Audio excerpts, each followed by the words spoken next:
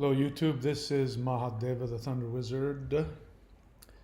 And so, if my calculations are correct, of course I'm on the other side of the world, at least for the next few days, compared to some of you. But for me, tonight will be the last day of the first 9 days of the ritual. So now we're going to move to the last 3 days of the ritual. If you don't know what I'm talking about, go back and watch the videos that I've done about the rituals to destroy the elites. We're doing a 12-day ritual that started about 8 days ago. And what we're doing in each 3 days apiece, we're doing 4 sections, 3 days apiece. And the first 3 sections we are chanting to Narasimha, the fierce aspect of Vishnu, to destroy and fight against the corruption at the highest levels of government corporatocracy that's going on right now. So we are the first 3 we chanted Raido, the first 3. And then we chanted Yuhwaj, which I can't speak for anybody else, but that was very unpleasant for me. Yuhwaj is always a challenging one for me. And then now we are finishing up with Laguj for me. Tonight will be the last night for Laguj. And then starting tomorrow, or wherever you are, starting on day 9, we're now moving into a different part of the ritual. So let's take a look at the ritual again that we're all going to be doing. Let me see if I can find that. It's got to be up here somewhere. There it is. All right, so we did the first 3 days. You can see that up until number 5. And then the second three days, we did the same, but we did Yuhwaj. The third 3 days, which we're just finishing up, this will be the last day, we're replacing Yuhwaj with Laguj to bring emotional awareness. And then starting day 9, with the last 3 days of the ritual is the same as the first part, which means that we start by facing the northwest. We do our Awakening the Immortals Qigong, which you can find on this channel. And then facing northeast for 3 minutes, you call upon the gods to bring purification to the earth. And then you start standing in the north and you speak Odin, Vili, and Ve. I invoke the power, and this time you say Hagalaz. I invoke the power of Hagalaz to bring healing to Midgard. So Hagalaz is healing. And then for the mantra meditation, we're going to face southeast and we're going to chant Om. I've got down written here, Om Shring Lakshmi-Narasimhaya Namaha. But I just finished recording, which I'll upload after this, 108 repetitions of Om Lakshmi-Narasimhaya Namaha. So, I put the shring in there first because I like playing around with seed sounds, but it's not necessary.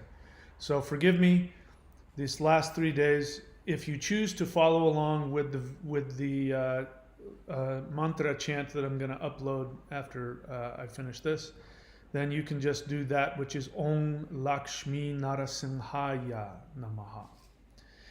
And we are going to do that the idea was to calm down the rage. And just to give you an idea what it'll sound like, the mantra that I'm going to be chanting sounds like this.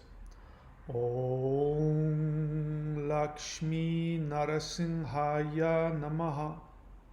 So I've already got that recorded 108 times. All you have to do is just when I upload the video, and you want to chant along with me, you don't even have to have a mala. If you don't have one, you can just hit play and follow along with me. And when it ends, you've reached 108. Okay?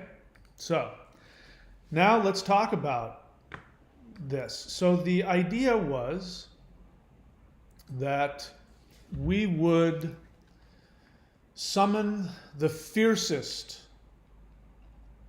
avatar of Vishnu, which is the protector, the soul. We would call upon the fierce protector of the soul, Narasimha, which translates as man lion or divine human lion, really, is what it is. Nara doesn't mean man like, human being that, evolved from an ape. It means divine human Nara. So when you call somebody a Nara, you're calling them a divine human. Narasimha means the divine human lion. And if you remember the myth, we have the boy Prahalad, who's the son of a demon, whose name translates into love of gold. Somebody who is completely corrupt, totally narcissistic, sociopathic, who has, because of his practices, he's done mantras to Brahma, and as a result of that, I believe it was Brahma, he got power over all of the world. And so he had been lording over and oppressing all of the beings on earth. And he had a son whom he wanted, of course, to follow in his footsteps. And his son was actually a worshiper of Vishnu. And he kept trying to get his son to say that he, Hiranyakashipu, his name, love of gold, that he, love of gold, was God.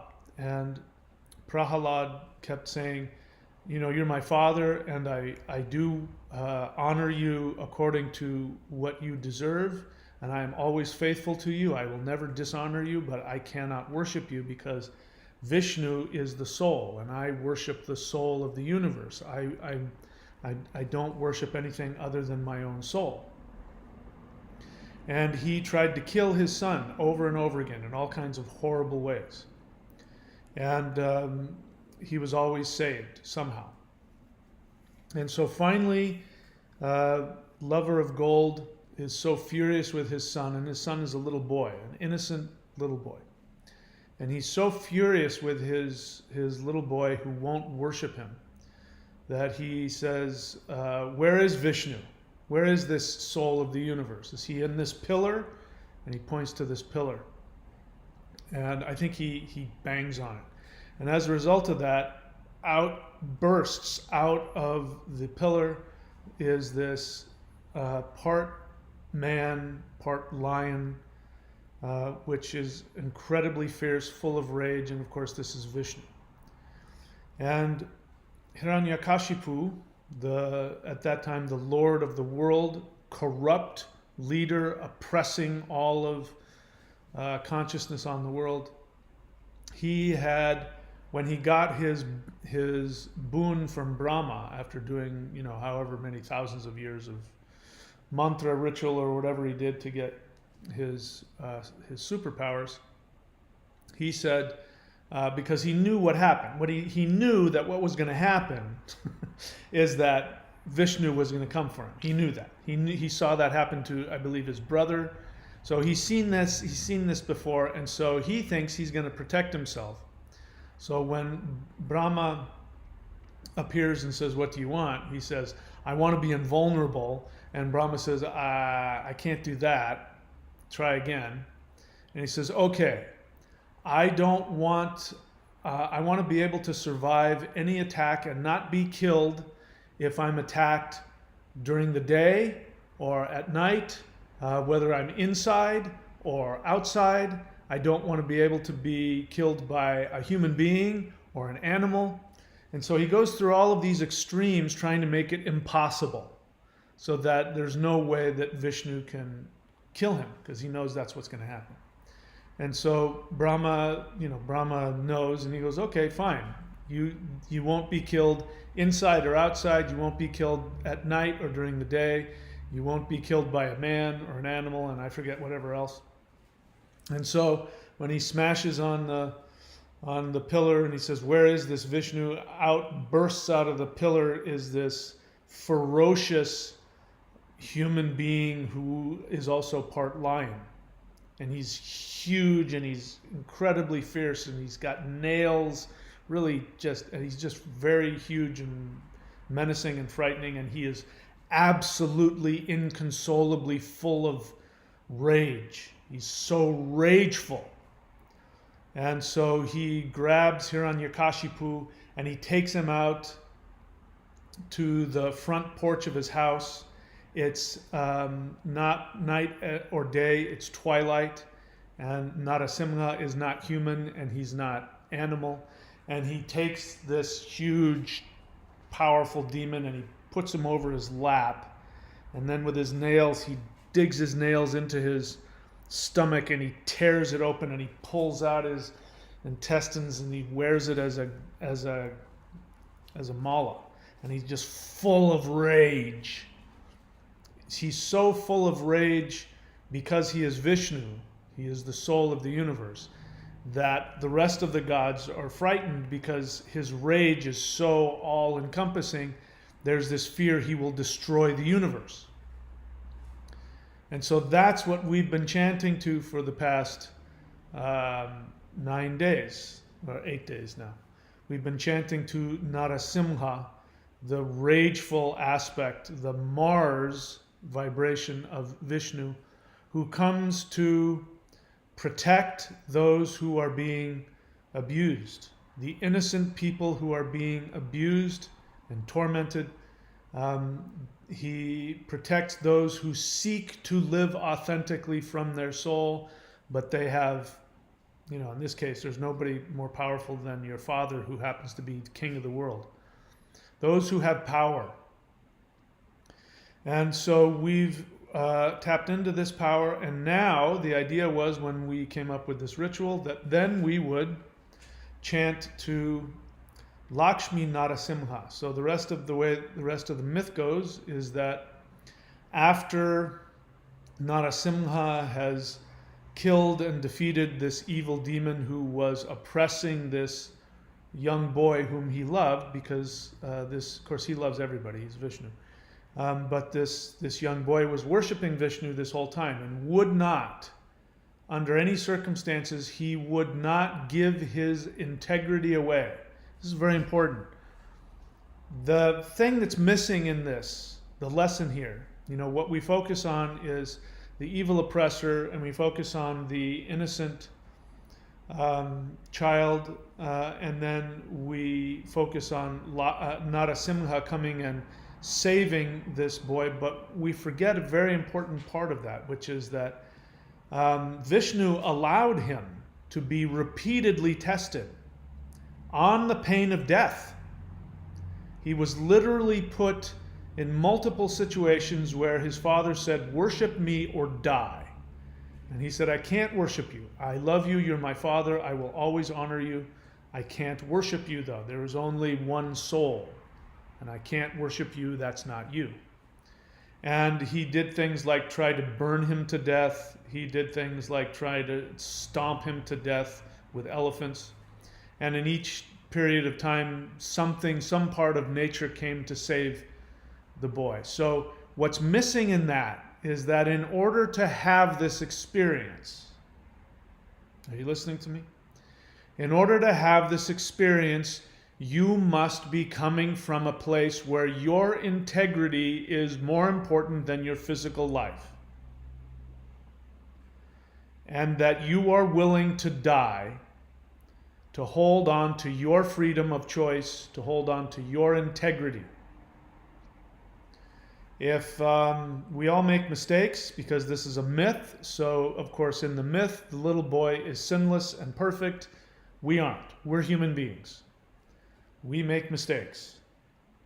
So as I've said before, and I will continue to say, in fact, if you want to learn about it, you can watch the videos or you can read the book, The Shamanic Secret Commandment to a Perfect Life. Go and watch my videos about that.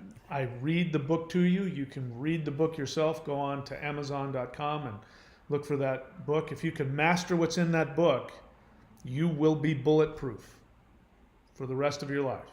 You're going to have to live it. So it's not like you do it once and it's over. You're going to have to live it for the rest of your life. But as long as you live that, what's in that book, you will be bulletproof. Nothing can harm you. Because your soul is God. You know, we worship Narasimha, we worship Vishnu if you choose to. And we sort of tell ourselves that it's this being outside of us. And that's okay. We live in a three-dimensional space-time web of weird where we perceive things that way. And so that's okay. What you're really doing is you're worshiping your own soul. Your soul is infinite. Your soul is God. You created this universe. Everything in this universe serves you if you are operating from your soul. And this is the whole reason we come here, is to play that video game, because it's not easy, because if it was, everybody would just come out of the womb completely enlightened and there would be nothing but bliss and happiness that's obviously not the case. In fact, Hiranyakashipu, the lover of gold, was actually a very enlightened being. He was one of the gate guardians to Vishnu. And the reason that he was incarnated as this demon, this sociopathic, horrific demon, was that there was according to the myth, if I remember it correctly, and people can correct me on that, there was a saint or a seer, a rishi, I believe, which means a seer. Somebody, a very high level being that can see into the fabric of the universe. Our mantras come from these beings who can see the mantra in the world, and they channel it to us and we write them down. The Vedas are that, channeled mantras that are going through the universe all the time, and it's channeled, and that's why we chant them, because we're chanting the sounds that hold the universe together. That's what makes them so powerful. So one of these beings goes and wants to see Vishnu, but Vishnu is, I believe he's taking a nap, and these two guardians are guarding him. And Vishnu had said to him, don't let anybody bother me. I'm going to go take a nap. And this rishi shows up. Of course, he knows what's going on, and he is part of this whole drama, and he is here to bring enlightenment to these two guardians. Of course, they don't know that. And they refuse to let him in. And I can't remember exactly what happens after that, but at some point they get cursed, and they will have to incarnate, and they won't be able to be the bodyguards of Vishnu, which is the only reason that they exist. The thing that they want more than anything is to be close to Vishnu. So they're going to have to incarnate. They're going to be cursed. And I can't remember exactly what happens. I can't remember if Vishnu gives it to them. Anyway, at some point, bottom line is they're given a choice. You can either have 100 normal lives away from Vishnu, or you can have 3 lives as a demon. You'll get to come back sooner. You'll be with Vishnu that much sooner, but you will be a demon, and you will experience all of that unpleasantness. And so they said, hey, it's a no-brainer. 100 lives away from you, we can't do that. We can't be away from you, Vishnu. 3 lives as demons, fine. As long as it gets us back here to you that much more quickly. And so when Narasimha takes Hiranyakashipu, the lover of gold, who's a horrific, sociopathic, narcissistic demon, and he puts him on his lap and he tears open his navel center. All of this symbolism means something. He tears open his navel center, killing him. He's releasing him so he can go back to the infinite and be with Vishnu. It is an act of mercy. Of course, on the superficial, It was an act of protection. He was protecting Prahlad. So his rage, his inconsolable rage at his worshipper being mistreated is actually a transformation of the universe. So when the gods, feel this rage of Vishnu that is so horrific that it might destroy the universe, it's really that Vishnu has said, I'm going to transform this world. We're going up to the next level. So the fear of the universe being destroyed is actually the fear we experience when we are transforming, when we're evolving, because it's always going to include a death. Real or symbolic, emotional, physical, always has that. It's always going to be the case. I could apply that to what's happening now, but I won't, because the Trusted News Initiative won't allow me to. But we are going through that. It hasn't completely manifested yet, but if everything I'm seeing astrologically based on Vedic astrology is accurate, over the next few months, let's just say there's a reason I'm leaving Australia. There's a reason. Not to wish anything negative on Australia. It's just I need to go someplace safe where I can sit back and watch what's going to happen. Florida happens to be probably the safest place, one of the safest places in the U.S. Certainly the only safe place I can go and be able to have warm weather and surfing. So that's why I'm going to Australia in 9 days, something like that. I can't believe it's almost here. All right, so now to get back to why are we chanting to Lakshmi-Narasimha? So according to the myth, Narasimha is full of rage and he cannot calm down. He's destroyed the demon that was testing and persecuting his follower. His follower, Prahlad, the little boy, never once gave in. He never gave up his integrity. He never once did anything in order just to get his father's approval. And he did not act out with fear or defensiveness. He said, I love you and accept you, Dad. You're my father. I will always honor you, but I cannot worship you. And bear in mind, this has everything to do with what's happening right now. What is happening right now is that what is happening to the whole world, I wish I could give you how serious this is. Every single human being on the planet, unless you live in some undiscovered, whatever, if there's any pockets of undiscovered human beings on the planet, every single human being on the planet is being forced into being coerced into doing something in order to simply be accepted. If you don't do this one thing that is being forced upon you, you will be denied the right to work, which means you can't eat. You will be denied the right to travel. You will be denied the right to go anywhere in public, do anything. It's now spreading out into the population where you have families who are forbidding their own children to see the rest of their family, or grandparents can't go see their kids or vice versa.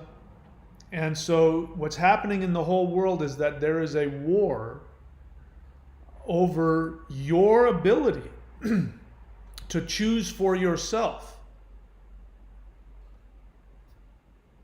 And that is exactly what Prahlad went through. His father, the lover of gold, who was corrupt, wanted nothing but money and power and influence, and he wanted everybody to worship him and do everything he said. His own son says, no, there's that one thing. I'll do anything else, but I won't do that. I won't do that one thing. I won't give up my integrity. I I can't do it. And that is what everybody's facing. It's not only the thing, the one thing, avoiding the Cylon upgrade, assuming that's your choice. It's not just that. It's the peer pressure to be accepted by your family, your friends, your co-workers, your job. And unless you're on the other side of it, you don't know what that's like. I have a couple of friends of mine who, they're perfectly happy with the narrative and they've gotten the Cylon upgrade and they think it's fine, and they don't know why I'm so upset. They don't understand. They're like, oh, it's not a big deal to me. I said, trust me, it will be. If you decide not to get Cylon upgrade number 3 or 4 or 5, which they will force on you, if you decide not to do that, you will instantly know exactly what it feels like. To have your entire government and society try to coerce you in every way. Just to give you an example, they've made it almost impossible for me to travel. I mean, it's almost impossible for me to get on a plane. They've done everything they can short of denying me access to travel or locking me up. They've done everything short of that to prevent me from having the freedom to travel. The freedom to go back to my own country. So the whole world is facing this. So let's remember, when it comes to Prahalad was saved as a result of him passing all of those tests where his life was put on the line and he was given a choice. Either you get the Cylon upgrade or you die. And Prahalad said, I'm not going to worship you. I worship my own soul. I worship Vishnu. I can't worship you. And then Lover of Gold sought to kill him multiple times. And he was saved. So we forget that part. So if you want the benefit of Narasimha to come and protect you from those that seek to take away your dignity, your choice, your integrity, when they come to you with that, you must resist. You must refuse to comply. If what they're asking you to do is you throwing away your integrity. If you throw away your integrity for any reason, because you want the love of a man or a woman, because you want a certain job, because you want a reputation, because you want your parents to like you, because you want to look good. If you give up your integrity to gain approval in any way, you have betrayed your own soul. It's the only real sin there is. Sin stands for self-imposed negativity. There's really only one sin, and that is you deny the command of your soul. So let's back up. What is it that I teach? You are here to do one thing and one thing only. You have incarnated. You have chosen. Unlike Hiranyakashipu, who, even though he chose to incarnate, he had a choice. You don't. You chose to be here. And you chose to be here because you also wanted to worship your own soul. And you came here because you knew that there would be pressure in this life that you would face, and you would have to choose, perhaps multiple times throughout your life. You would have to choose between what your soul wants to do and what something or somebody else wants from you. Even if it's as simple as getting your parents' approval. People go through this all the time. I mean, it's very common. You want to make your parents happy. Your parents want you to be, work in the meat factory like them or whatever. And you say, no, I want to be a ballerina. And your dad says, you're no son of mine. If you're a ballerina, I want nothing to do with you. And you have to choose. Do I want dad's approval or do I want to go be a ballerina? And it's a life and death decision. People kill themselves over this. People commit suicide over this very problem. They can't tolerate the thought of not being loved and accepted. It's intolerable. So if we want the power of Vishnu, if we want the fierce form of Narasimha to come and defend us, we must be willing to die for our own integrity. Now, as I said, we're all human, so we're not Prahalad, which is a myth, which means he's this ideal of the perfect person that never responds out of fear or defensiveness and always comes from a place of connecting to his soul and all of that. We don't all have that ability. So I'm sure that you have. Probably I have. You've in some way acted out of your own integrity. You've betrayed yourself in some way. So we worship Vishnu for the healing of that. And before we talk about Lakshmi-Narasimha, I want to share my experience. Now, I won't lie to you. I was a little worried. I don't have any shortage of rage about what's happening here.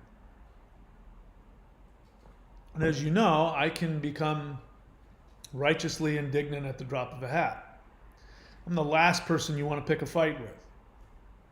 So I was a little worried because in this life I've made some vows having to do with rage and anger, and I've worked on it, my whole life. But the most interesting thing happened. When I was chanting to this fierce form of Vishnu, this Mars vibration of the soul that seemingly is on the verge of destroying the universe because of his rage, I had the strangest experience. It's not strange, it's just I didn't expect it. And my experience was that after doing the mantra, I would feel this love and appreciation for myself. And I became aware on a deeper level that, I really valued myself. I really valued my service to the world, and that I was actually quite a generous person. And when I thought about, all the stuff that I give away for free on the channel, instead of coming at that from some kind of defensiveness, I was like, I really am I'm a pretty cool guy. I'm pretty nice. I'm pretty generous. I'll give away a lot. As I'm leaving here, I'm not trying to pat myself on the back, because it's something I've done my whole life. So I don't. But I have a bunch of stuff, and a lot of it was expensive, surfboards and things like that. And I could have spent months selling it all and trying to get as much cash as I could. But I like giving stuff away. So I'd give away brand new surfboards, cameras. I was giving stuff away to people, on a selfish note, so that I would have less, luggage to bring with me, because I've accumulated some stuff over the past 2.5 years being here. But I also just believe in that. I believe in just giving things to people and being nice. I believe in that. And so after doing that mantra, that's what came to me. I was like looking myself in the mirror, and I realized how harshly I judged myself. I put so much perfectionism on myself, and how damaging that is to me. That I wasn't expecting. I wasn't expecting Narasimha to bring that. I was expecting Narasimha to inflame the rage within me, the righteous indignation, and that isn't what happened at all. So, I don't feel it necessary to do this next part of the ritual, but we've already committed to it, so we're going to do it. So the way that the myth goes is that Narasimha, after destroying Hiranyakashipu, whom he was really saving, after destroying Hiranyakashipu, he is so filled with rage he cannot be calmed down. And there's two versions of it. In one version of the myth, his wife, Lakshmi, which is the planet Venus, or vibrates with the vibration of Venus. the Venusian aspect of the Shakti of the universe, Lakshmi comes to him and comforts him, and she's the only one that can calm him down. This has to do with astrology, because Venus is the only antidote to Mars. If you want to calm Mars down, worship Venus. Venus will calm Mars down and make him feel comfortable and happy. Bear in mind, rage, anger comes from feeling. It could be that you're feeling sad, and in order to overcome the sadness, you become rageful. Or it could be because you feel threatened. Anger is a defense mechanism. It's a normal defense mechanism. And people should be angry about what is happening. I wish I could get into it on this channel. I can't. But, you're watching the world. It's really horrible. And there's a lot of innocent people. Little kids. That's hard for me to watch. Little kids. Because they can't make choices for themselves. Their parents are supposed to make choices for them. And when the parents who are either making choices out of ignorance, or they're making choices out of a desire to fit in, and they force that on their kids and potentially harm the kids, that's very hard for me to watch. So Lakshmi, Venus, comes to bring peace, harmony, love, satisfaction. And so in that version of the myth, it is only Lakshmi that can calm Narasimha down and bring him back to himself, which is he is the protector. He protects the manifested universe and all of the people in it. He protects all consciousness. In fact, the word Vishnu comes from the Indo-European root, which means to create space. That's why the Norse, the name for a temple in the ancient Norse religion was Ve. Means the same thing. Means sacred space. You weren't allowed to bring any weapons inside of a temple for obvious reasons, because you're there to heal. You're not there to cause harm. So the other version of the myth is that Narasimha is inconsolably rageful, and he's on the verge of destroying the universe with his rage. And Shiva, I don't even remember the exact form, he comes in some strange multiple animal form, and he embraces Vishnu. And it's Shiva embracing him. He's the only being that has the ability to tolerate and survive being around Narasimha's rage. So Shiva embraces him, and that calms him down. And after doing the mantra a little bit, what I started thinking about was that what Narasimha needed was to get to the pain and the sadness underneath. Because, again, I may be projecting here, but I'm sure I'm not alone in this. The whole idea of Prahalad, he's a little boy. He's an innocent little boy who is being asked to completely, totally destroy himself simply to be accepted by his father's narcissism. And this is exactly what happens in any kind of abuse on a small person. Of any kind. I mean, think of the worst kind of abuse. I won't even say it. That's the same idea. It's somebody devaluing the soul of an innocent little human that doesn't have the power to protect themselves. Doesn't have the power to make decisions. Those decisions are being made for him or her. And when I think about that, it fills me with tremendous sadness, thinking about that. And so the feeling I got was that Narasimha's rage was his defense against his own sadness, that after having to watch this innocent boy who worshipped him and his soul to watch him go through those indignities and the sadness of having to,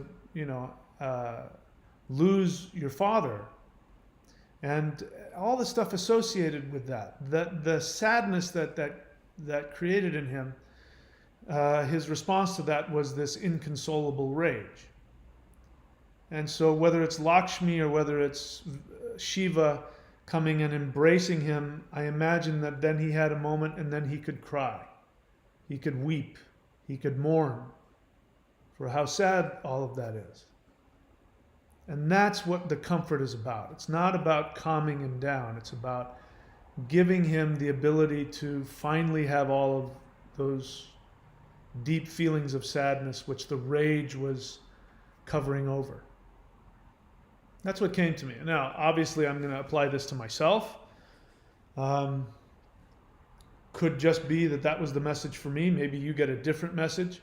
Because, my Mars is in Libra, which is a Venus sign. So this is definitely me. I mean, Mars in the third house is a fighter. If you have Mars in the third house, it means you got a knockout punch. Because the third house is hands. You put Mars in the third house, it means you're going to have a Mike Tyson kind of a person, and so I've had to take a vow of nonviolence because I saw, early on in my martial arts training, I saw that I had that ability, and I couldn't tolerate the idea of physically hurting somebody, so I took a vow of nonviolence, and I've held to that ever since. So this is definitely my thing, the Venus calming down the rage and the anger within my Mars so that I can be the protector, because that's who I'm supposed to be. That's my Aruda. Mars in the third house in Libra is the warrior of peace, the shamanic warrior. So it's been a struggle my whole life, and so that could be just the message for me. Maybe you got a different message. Maybe Narasimha had a different communication for you. But I no longer have that feeling that we have to calm him down now, because I never got to that. During worship of Narasimha, I never felt this rage, inconsolable rage. I never felt that. I felt quite the opposite. I felt protected and nurtured and loved, and Narasimha, was this big purring cat, that I could just, snuggle up next to. I never felt any kind of rage or anger coming from him at all. I don't know what you felt. So I don't feel that we have to do this next part, but we can, because the myth follows that. And so we're going to do that. So the idea behind it originally was that we wanted to bring the rageful aspect of the divine, which would come and protect the human race, that would change what is happening in the world, that we didn't have any outlet, most of us. There's nothing we can do. So we focus spiritually, and we call upon the most rageful, protective aspect of the divine, who will come and slay the demons in high places who are controlling this world, who are actively on a daily basis killing, murdering, torturing, and abusing innocent people. And so by doing that, we constructively, without causing any harm to anybody in the physical realm, we constructively release that rage so we can work through it and heal it, and that it will bring about change in this world. And make no mistake, I was calling upon Narasimha to bring change in this world. And so now we can follow through the myth, and now we can have Lakshmi, because we're going to be chanting Lakshmi-Narasimha, we can chant for Lakshmi to come and resolve. So that's what we can impose on the world, that after this expression of rage, righteous indignation over what is actually taking place to us and to other innocent people, that now we can then bring resolution.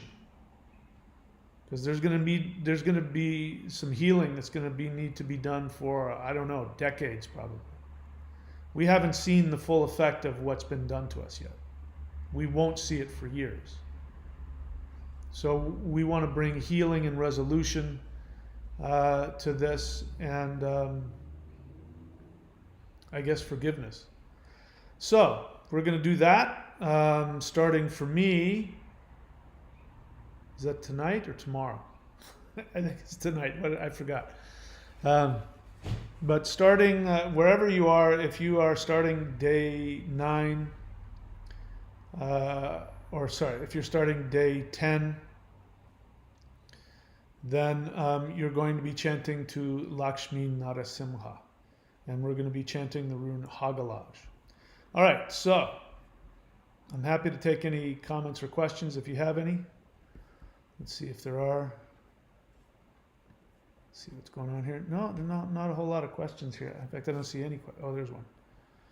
Vincent.thunderwizard.com says hello. You can go to his website. He's a great astrologer. He's one of my astrology certificate holders. You can go to his website, Vincent.thunderwizard.com. You can also just go to astrology.thunderwizard.com to see all of my astrologers. If you want to be certified by me as a Vedic astrologer and know my method of Vedic astrology, which I've found to be very, very simple and also very practical, you can go to lockdown.thunderwizard.com, and if you pass the very simple test, I will certify you. And every time you come up and I see your specific thunderwizard.com name, I will plug your website. By the way, while I'm on doing business here, I just uploaded 3 more videos to the Lightning Qigong Distance Healing Certification. So there's a couple people who have taken that, so you can go. There's 3 more videos there that you can look at. If you're interested in learning a really, really powerful method of self-healing, that also, if you choose to, you can turn into a business. It's a really wonderful thing. People pay you money, and you do certain rituals and send energy to them, and you end up getting healed and empowered also. That's one of the things that I enjoy doing about it. You can go to you can go to healingcertification.thunderwizard.com. All right, so I've done all the business. Let's now take a look at the question. Agent of the Universe question. How long have you done the thunder standing posture? What do you mean, how long? I don't. Why do you need to know that about me? Why does it matter to you how long I've done it? How long have you done it? Do the benefits multiply the more time you do it? Yes, that would be true for any discipline. The more that you do, especially something that takes discipline, like doing the standing postures. If you don't know what I'm talking about, he's talking about standing postures, which I teach here at the Warrior 90-Day Lightning Qigong, which is thunderwizard.com. Click around, subscribe to the Warrior. By the way, if you're going to do that, wait until the first of the month, because that's when they charge you. So just to know that. If you subscribe at the beginning of the month, because then you got the whole month. If you subscribe in the middle of the month, they're going to charge you for the whole month. Just the way it goes. So how long have I done it? I mean, I've done it however long I've done it. I'm not you. If I do it for 4 hours, I'm not saying I have. If I do it for 4 hours, that's what I need to do. If you do it for 5 minutes and that's your arms are shaking after 5 minutes, that's how long you need to do it.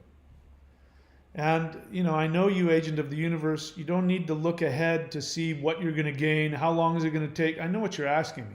How long is it going to take before I achieve superhuman strength? No, that's not what this is about. This is about just doing whatever length of time you need to do it to have healing and transformation and health.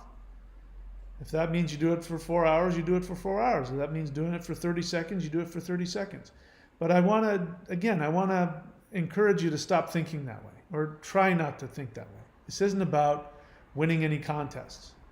It's just about you being better today than you were yesterday. That's all. Even if that's, one step at a time. I'm sure you've heard it. I've shared about it before.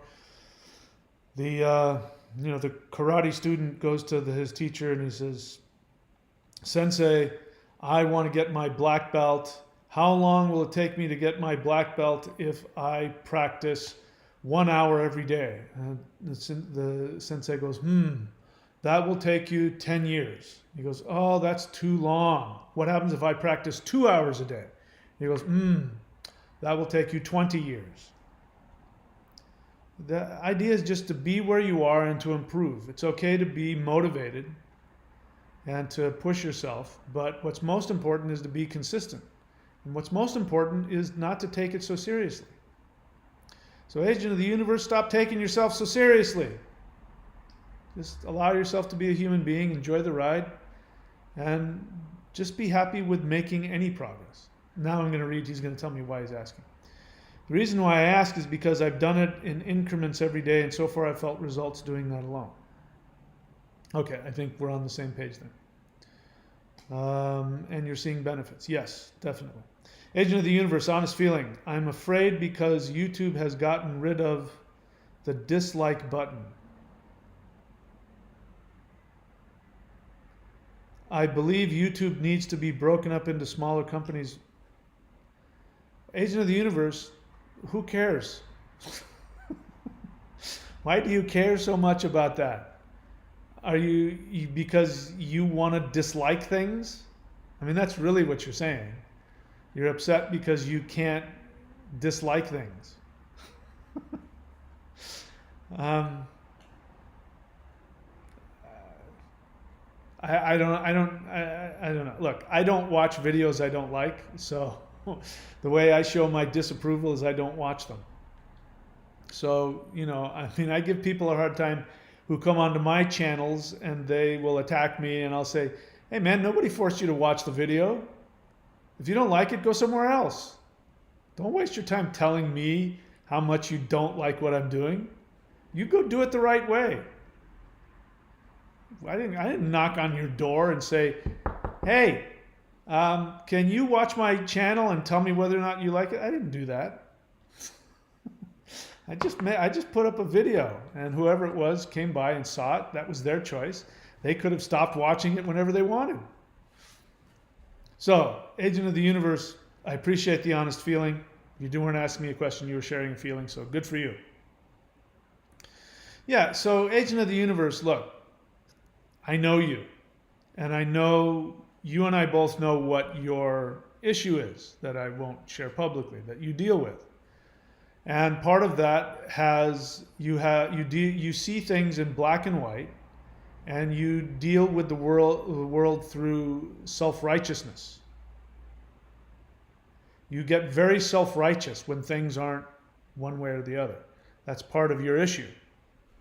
So what you just wrote is part of your issue. It has to do with your discomfort with yourself. This is your projection, your perfectionism that you project onto the world. When people and things don't live up to your perfectionist standards, it makes you furious. I understand. But that's your feeling of lack of control. You think if you can control things like disliking somebody's video or breaking up YouTube or, going after whatever politics, if you feel if you can control things that you'll feel better, but you won't. Even if I gave you, God status to be able to control whatever you want, you would never be happy. It won't bring you happiness. The only thing you have control over, what you're doing, is doing the work on yourself. Like you said, doing it in small increments, increasing a little bit, and seeing the growth in yourself. That's all you have. You don't have anything else. There's nothing else you have control over. You don't have any control over anybody else. You don't have any control over anything outside of you. You only have control of yourself. And if you really want to learn how to have control, learn to see if you can control your awareness of being just not having any control, about letting go. What you can control is how you choose to respond to all of these things in your life you can't control. You can choose to be angry about it, or you can choose to have the feeling, like you're doing now. You can choose to have the feeling and realize that there's nothing I can do about this. Listen, I'm saying this to myself every day. I'm having all these challenges, just trying to be a human being and getting back to my own country. And I'm very sad about leaving this. I mean, where I live now is my idea of perfection. Florida is nice, but it's not here. This place is, I haven't been there yet. So as far as I know, I could fall in love and think that Florida is better than anything. I don't know. I don't think that's going to happen. But this isn't because I, have decided that I think Florida is the most wonderful place and I want to be there instead of here. No. So every day I have the opportunity to say to myself, and I usually do at some point during the day, I can say, you know what, I can be upset about this. I can choose to be upset about this out of what's out of my control, because it's out of my control. I don't have the power to change what's happening in governments around the world. I don't have power to change what's going on with the pandemic and with the lockdowns, and I don't have any power to change any of that. That's what this ritual was about. I don't have any power, so I'm going to exert all of my force into a spiritual ritual so that then the universe can do whatever it wants about itself. It's not my business anymore. And on a daily basis, multiple times throughout the day, I tell myself, you know what, Mike, you can be upset about this if you want, or you can choose to proactively take actions to make yourself happy. And and getting upset about things that are out of my control has never ever worked. It never works.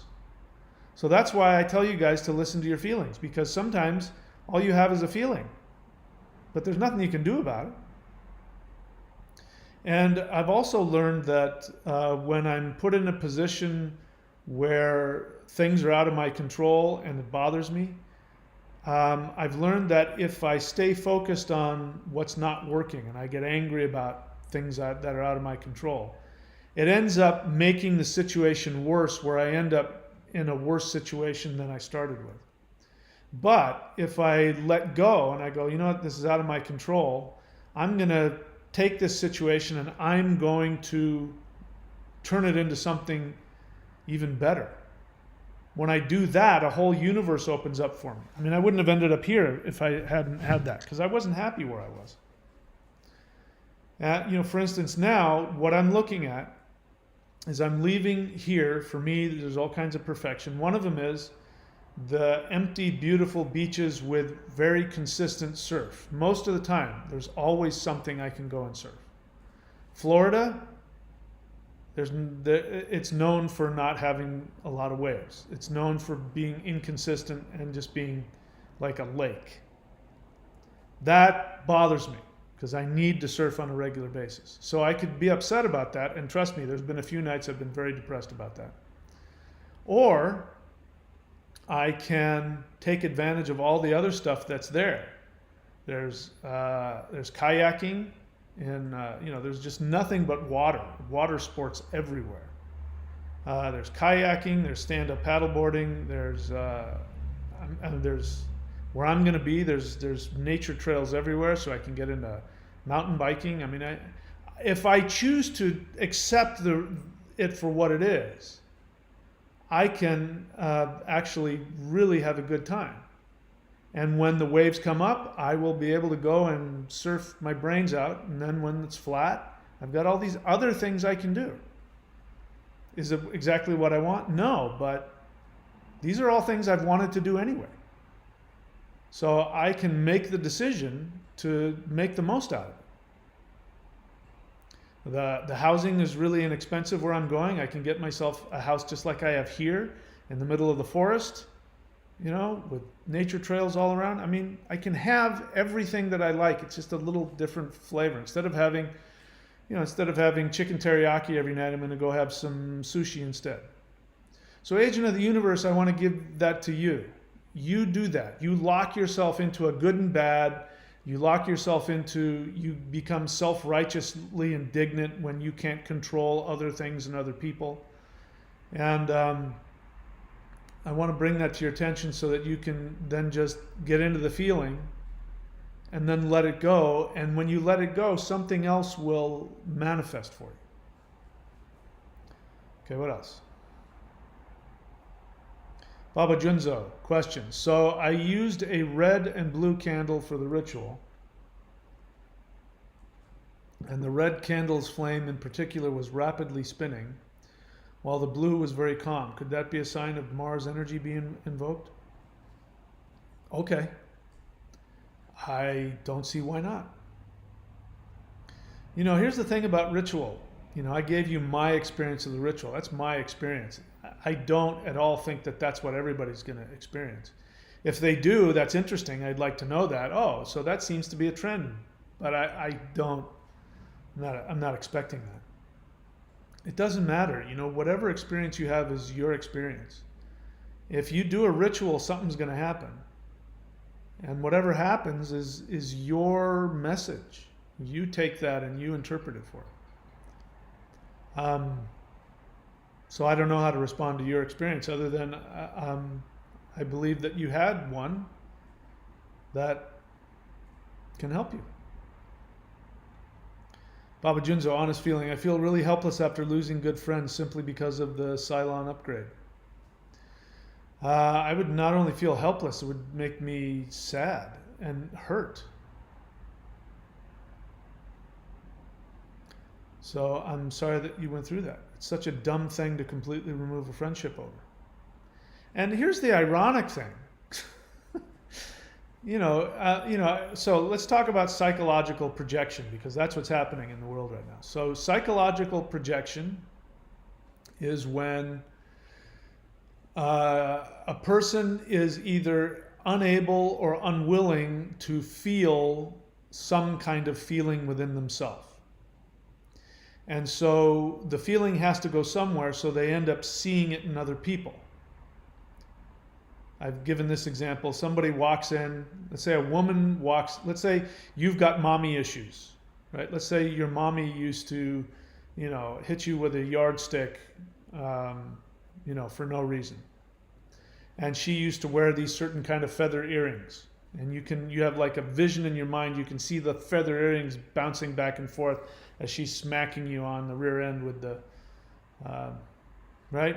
And you held on to that and you got angry and you got hurt and you stuffed it down because that's your mom. You're not supposed to be mad at mom, so you stuff it down and you don't acknowledge it. And here you are, you're 20-something years old, you're at some party, and in comes this girl and she's wearing these feather earrings, and you see the feather earrings and you look at them, for some reason they bother you. And why is she wearing that 70s stupid ear? What is that all about? And then you start to get this vibe that she's full of rage. She's really angry and you don't like that about her.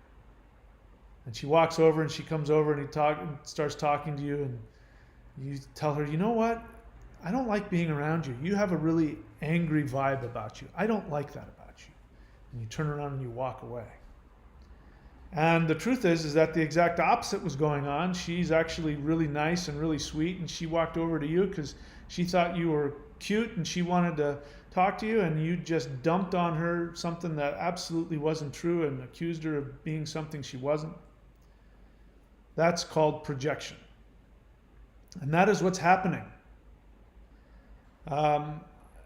What's happening is that, basically, without getting into specifics, well, how about this one? The idea that, you'll know what I'm talking about, but the idea that you go to a store and you buy an Apple computer, you buy an Apple laptop, and the guy sells it to you, he turns it on, he shows it to you, and you find out how perfect it is, and it's this really great laptop and you take it home, and as you're packing up your laptop and you're leaving the store, the salesman, and oh, by the way, I forgot to tell you, your neighbor also has to have the same computer, or yours won't work. What? You just told me it worked. Oh, it totally works. Right, so I just bought a working computer. Yes, and my computer, because Apple's protect from computer viruses, right? Yes, that's right. Apple operating system protects you from internet computer viruses. So if I go home, turn it on, it'll work and it'll protect me from computer viruses. Yes. And your neighbor has to get it too. Why? Well, because if he doesn't get it, yours won't work. In fact, if he has an IBM computer and he turns his on, his will actually infect yours. How is that? Well, because he doesn't have the Apple operating system which protects from internet viruses. Yeah, but that's to protect me. Yes, and it protects you. Yeah, it totally protects you. And it protects me from the viruses that he gets on his computer. That's right. He's going to get viruses because he doesn't have that virus protection on his computer. So he's going to get it, and he should. That's why he should have the Apple operating system. Right. So if I turn mine on and he's got his going, I'm going to get infected by his. That's right. He might infect you even though you've got the protection. I mean, this is what I mean. It's just they project on us. So your friend or whomever is projecting onto you probably something like that and saying, if you don't get the Cylon upgrade, then you are putting me at risk, when the opposite is true. Truth is that those who have the Cylon upgrade are more likely to get the internet virus, and they're going to be more likely to spread the internet virus. And so they project onto you and say, I can't be around you because you don't have the Apple operating system, and you're gonna give my computer a virus, when the opposite is true. That was a bad example, but you know what I'm talking about. And this is on everything, on every aspect of it. What's happening right now is the powers that be, the Cylons, are projecting everything they say about you is true for them, and they can't tolerate. They can't see it within themselves, so they project it onto you. That's the sad part. That's one of the most devaluing things, when somebody gaslights you, when somebody abuses you. And then when you say, hey, that's abusive, they turn around and they gaslight you and they say, no, you're the one. Nuh-uh. You did it. I cheated on you because you made me feel insecure. That's your fault. You made me cheat on you. That's what that kind of projection, gaslighting, that's what's going on. And it is really sad if it's your friends that do that to you. What it means is that we really need to have some compassion for them, because to be in that kind of a confused state, I can't help but have compassion for that. And in some cases it's people who know. For instance, people who know better, who know that the Cylon upgrade, it's one thing if you didn't know and you got the Cylon upgrade and you didn't know. I almost got it myself because I didn't know.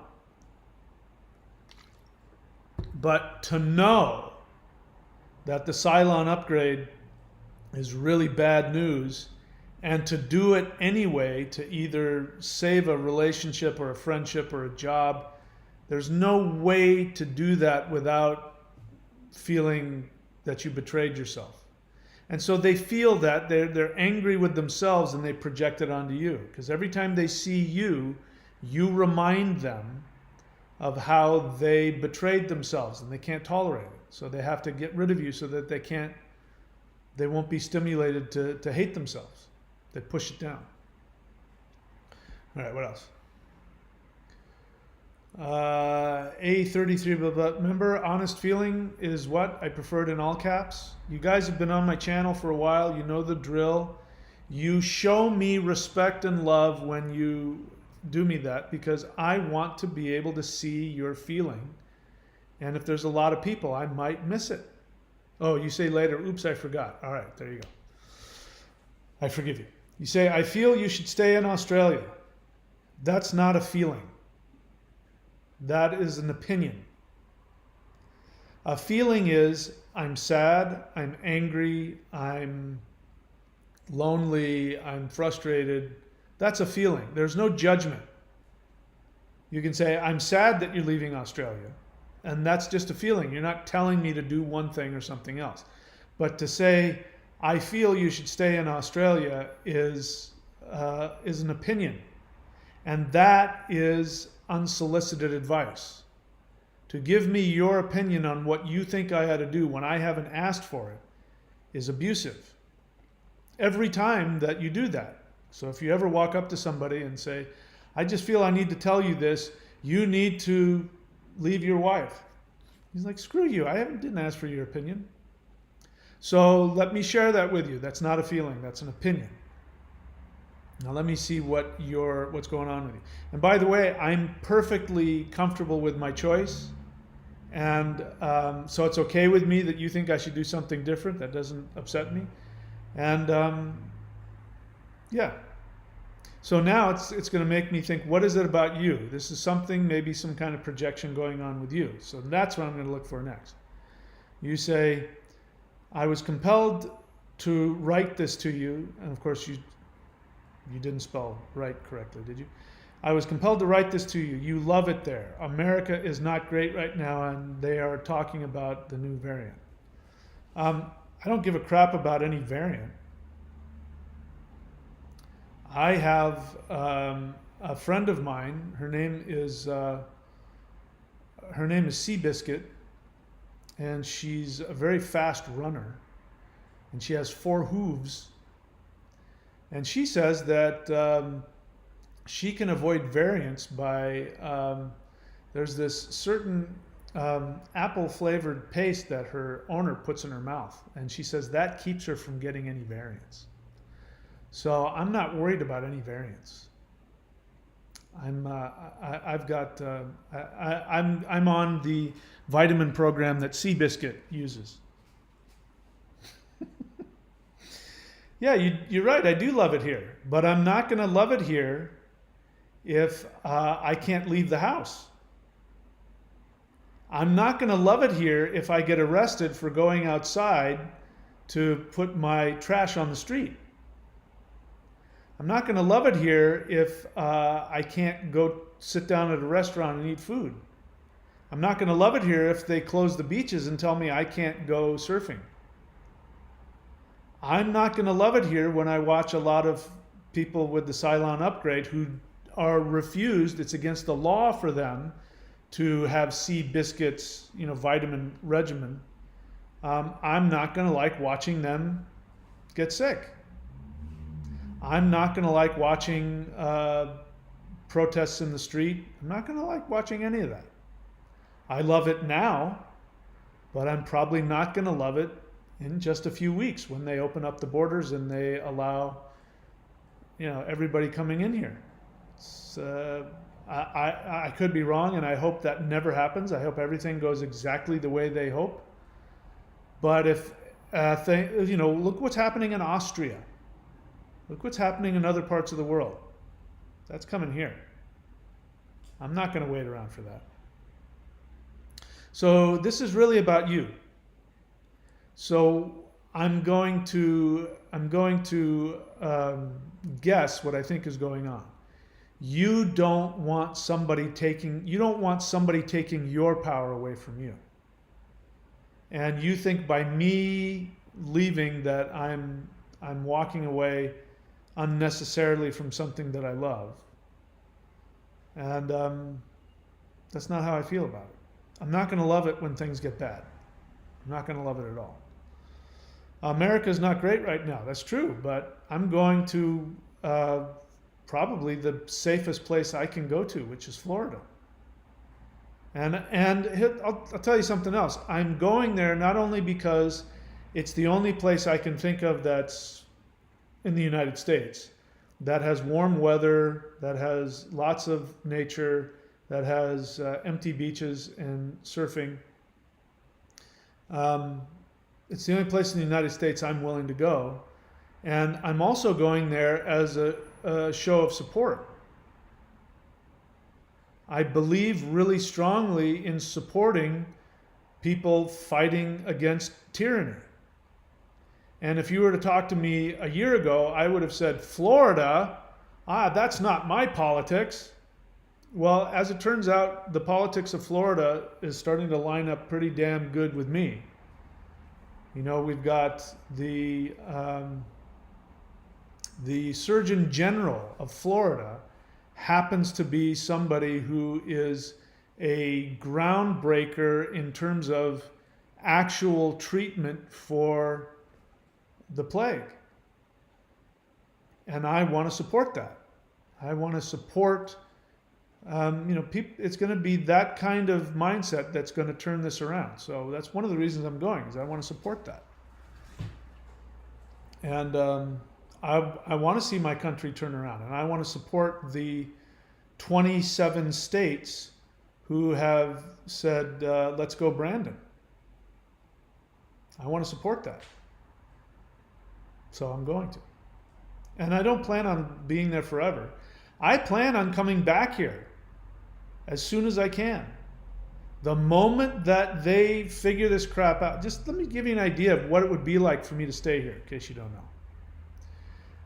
In order for me to stay here, there's only one visa that I can get, which is as a visitor. So I can't get any kind of long-term visa. I would have to marry somebody. Outside of that, at my age, at 58, the only way that I can stay there is on a visitor visa, which is anywhere from 3 months to a year. And because I've been here for 2.5 years, I've been here without leaving for a year and a half. Because of that, they would make me leave the country. They could say, oh, you can come back, but you have to leave the country. Now, here's what happens if I leave Australia and I try to come back. Because I'm unvaccinated, they would put me in a camp that I would have to pay for. I would have to pay money to have them put me in a camp where I wouldn't be able to leave my little cabin. There's cops, really prison guards, walking up and down, literally doing this. If you walk out onto your little cabin porch and you pull your mask down to drink your tea, they will drive up on you and say, put your mask back on. You still think I should stay? That would have to happen every 3 months. Now, where could I go? I could go anywhere, but let's say I wanted to go to New Zealand. Same thing. So you really think I should stay here? What's going to happen? What's going to happen when what's happening in Austria, if you don't know what's happening, go look it up, where they make it illegal. It is now illegal for somebody in Austria to be unvaccinated. It's they're fining them $3,600. Did you? If I had told you that scenario 2 years ago, I said, here's what's going to happen in the future. In parts of the world, if you choose not to have a certain medical procedure, you will be charged $3,600. You will not be able to go into any kind of outdoor venue or restaurant. You will not be able to travel. You will not be able to leave your home. You would say, that's crazy. That could never happen in the Western world. It's happening right now. So there's a very, very good chance that's coming here. So you still think I should stay? I don't think so. There's other places I can go. There's Costa Rica. There's other places I can go to enjoy what I've got here. But I plan on coming back as soon as I can. The moment that they drop all that nonsense, and who knows how long that's going to take when they drop all of that, if you don't have the upgrade, you can't pick your nose in public. As soon as they drop all that, I'm coming back. But until then, I have no interest in being put in a camp. None whatsoever. What else?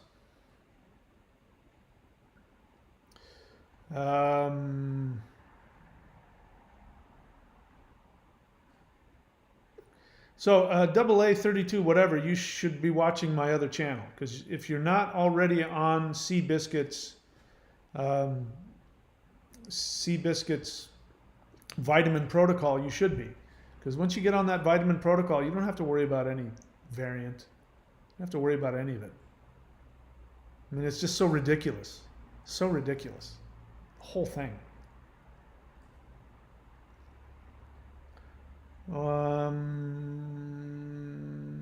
What's up? Vincent.thunderwizard.com. Honest feeling. I'm happy that I recently started making a Vedic astrology course. Good for you, my friend.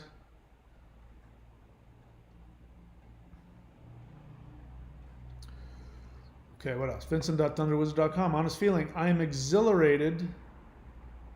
Where'd that go? I'm exhilarated that things are starting to go amazingly in multiple areas of my life. That is awesome, my friend. I'm so happy for you. Aaron Boucher threw me down $5. Somebody else threw some money down. Chidananda Malga gave me 100. Is that rupees? Whatever. I thank you for that. I thank you for the support of the channel. Zeralath, honest feeling. Last night I couldn't sleep over a floodgate of very negative thoughts about my origin story. I must change. I fear being trapped by my own convictions. That's awesome. Self-awareness is the first step. That is awesome that you have that.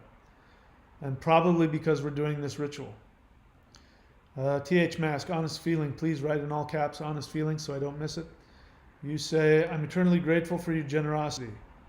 Your teachings assisted me in transforming my way of life force. I am very happy that that was helpful to you. The Mask, honest feeling continued. I'm joyful to hear that you know this and that you shared that experience with us, especially during such a rageful phase. I'm glad that's helpful. Thank you.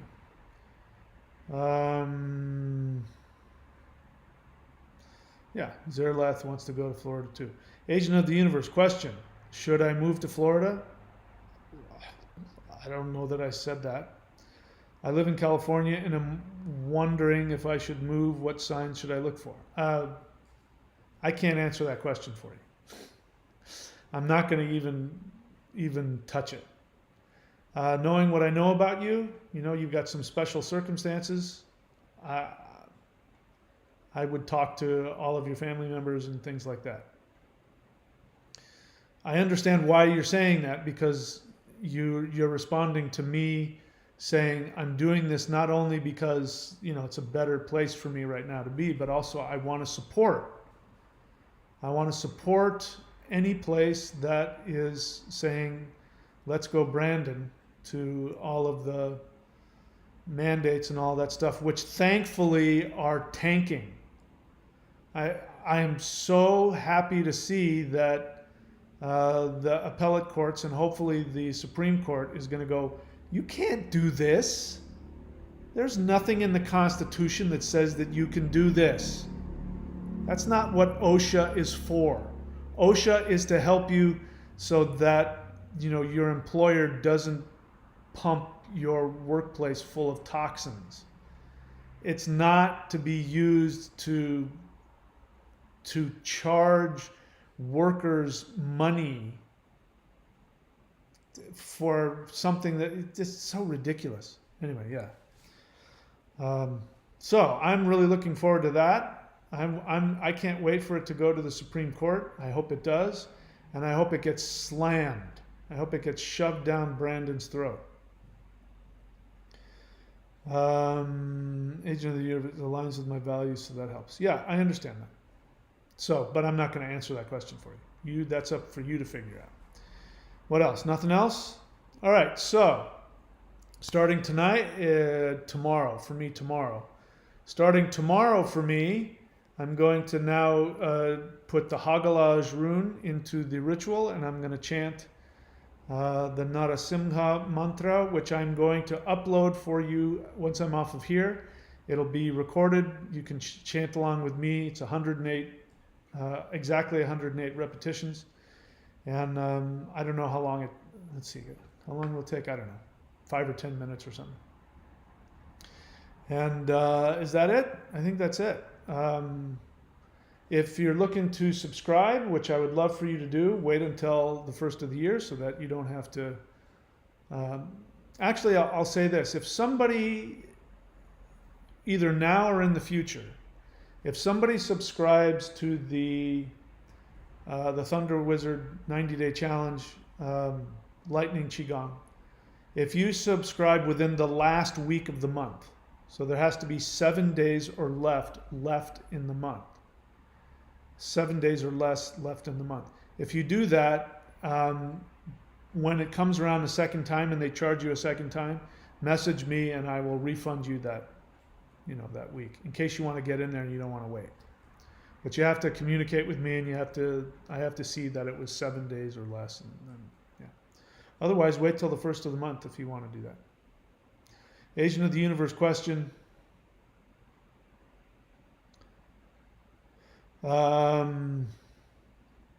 Do you know about the Bermuda Triangle? Do you think it is a portal? I do know of the Bermuda Triangle, and I have no idea. How's that? I'm open to it, but I also know that plenty of planes fly across the Bermuda Triangle every day and nothing happens. So if it is a portal, I don't know that it's a portal every single moment of every day. Anything else? Nothing else? All right, that's it. Okay, guys, thank you so much. I wish you all the best. Take care of yourself. Stay safe. And I will see you next time I see you.